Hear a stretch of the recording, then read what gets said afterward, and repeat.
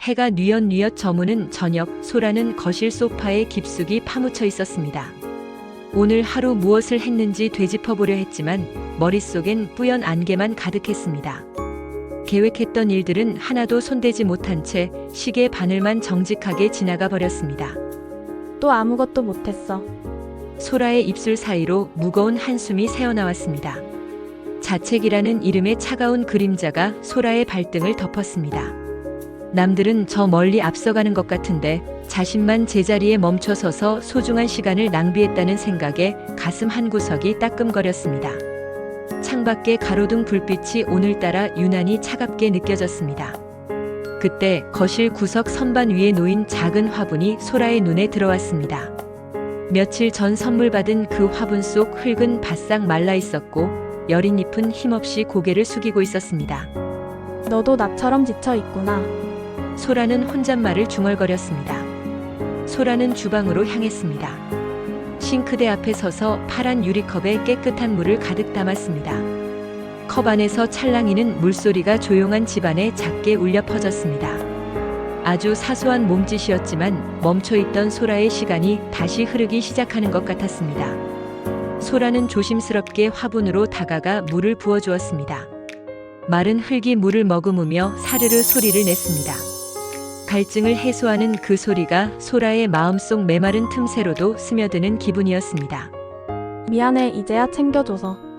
소라는 손가락 끝으로 작은 잎을 살며시 어루만졌습니다.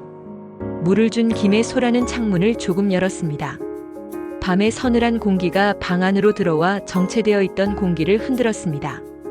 아무것도 할 수 없을 것 같던 무력감의 안개가 신선한 바람에 조금씩 흩어지는 것이 느껴졌습니다. 밤하늘을 올려다보던 소라는 깨달았습니다. 다른 모양이 바뀌어도 구름에 가려져도 그 자리에 있다는 것을요. 오늘 하루 조금 쉬어갔다고 해서 소라라는 존재의 가치가 사라지는 것은 아니었습니다. 오늘의 멈춤은 내일을 위한 긴 호흡일 뿐이었습니다. 소라는 책상 앞에 앉아 다이어리를 펼쳤습니다. 거창한 계획 대신 오늘 한 일을 딱 한 줄 적었습니다. 시든 식물에게 물을 주었다. 하얀 종이 위에 새겨진 검은 글씨가 소라에게 말을 거는 것 같았습니다.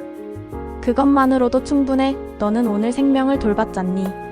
침대에 누운 소라의 마음은 아까보다 훨씬 가벼워졌습니다. 대단한 성과를 내지 못했어도 자신을 자책하는 대신 작은 행동 하나로 하루를 마무리했다는 사실이 위안이 되었습니다.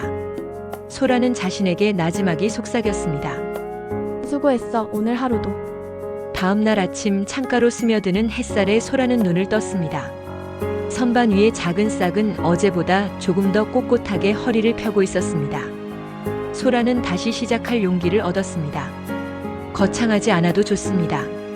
오늘 또 하나의 작은 행동이 소라를 새로운 하루로 이끌어 줄 테니까요. 오늘 하루 대단한 일을 해내지 못했어도 괜찮습니다. 당신은 오늘 자기 자신이라는 소중한 생명을 지켜냈으니까요. 당신의 오늘 하루도 충분히 애쓰셨습니다.